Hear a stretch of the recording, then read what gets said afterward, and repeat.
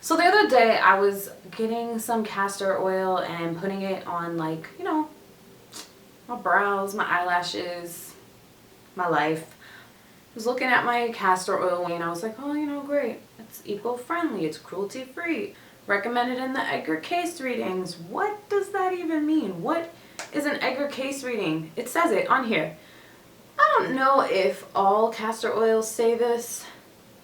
Maybe. I mean, it sounds very important, the Edgar Cayce Readings. It sounds like something I should have read in school, but didn't. So I got a little curious and I was like, what is this Edgar Cayce reading? So I went to the Google machine and I did a little digging on this guy, Edgar Cayce. He was like, okay, so first of all, this guy lived like a long time ago. And like the 1800s. Maybe 1800s? Yeah.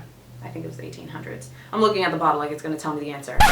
So this guy, Edgar Cayce, was like some type of, maybe a prophet. I guess he had like these ideas and these theories. You know, some of them actually came to fruition, many of them several years after his passing. He was one of the guys who, like, he did this weird thing where he would like put himself in this like a trance, kind of like a state of sleep where he was like legitimately sleeping, but he was responsive. Like, people would come in and ask him questions, like people from all around, I don't know, the village, let's call it, would come in and be like, Edgar Cayce, like, you know, what should I do with this? I got the gout, I got, I don't know, like whatever kind of medical issues they came with. I got sand in my eye, what do I do?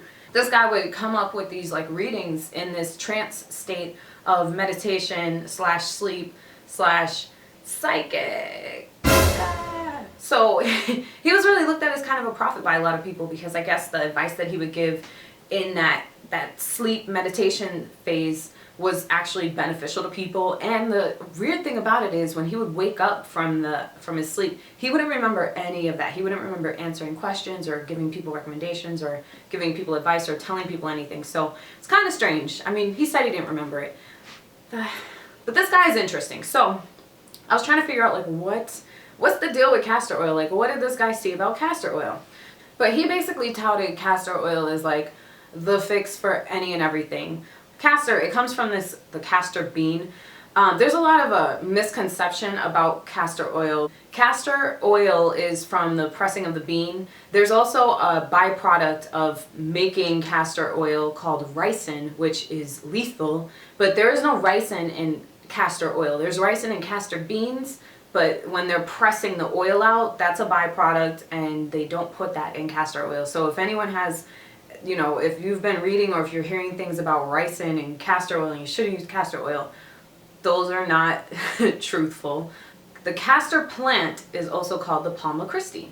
The Palma Christi actually means the hand of Christ. So if this thing is coming from the hand of Christ himself, of course they're going to look at it like it's a cure-all magical kind of thing. But, you know, I was a little skeptical and I was like, oh, that's kind of crazy. But then I was like, I use this for my eyebrows, my eyelashes. I use it on my scalp, my skin. So I was like, you know, it kind of does work for a lot of things. This Edgar Cayce guy loved castor oil though. He listed it as like a remedy for everything. Like rickets, use some castor oil. Head lice, use some castor oil. You're constipated, use some castor oil.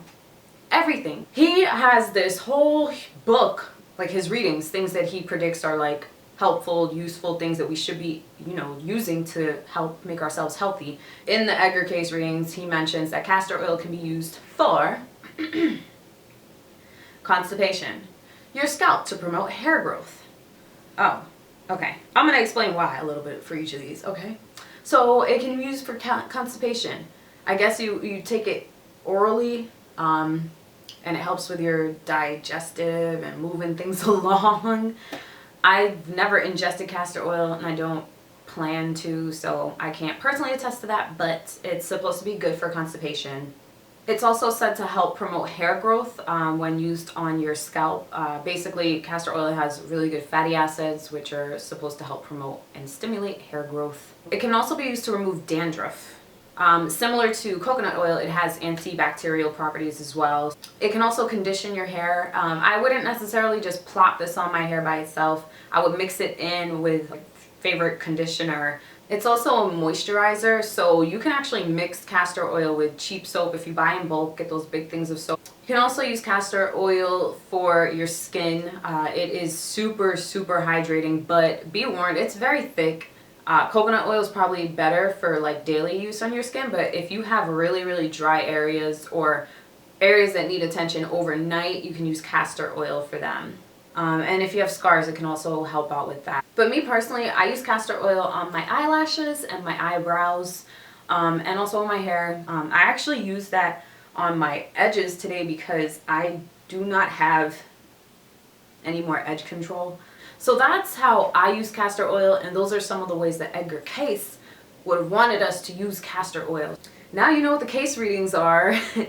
His readings, like all of his ideas and his premonitions and stuff. I'm still gonna use castor oil. I'm just really glad that I learned something new about it. I hope you guys learned something too. You're welcome. Sips tea. Yeah. I think I'm done with this one too now, okay? So until next time.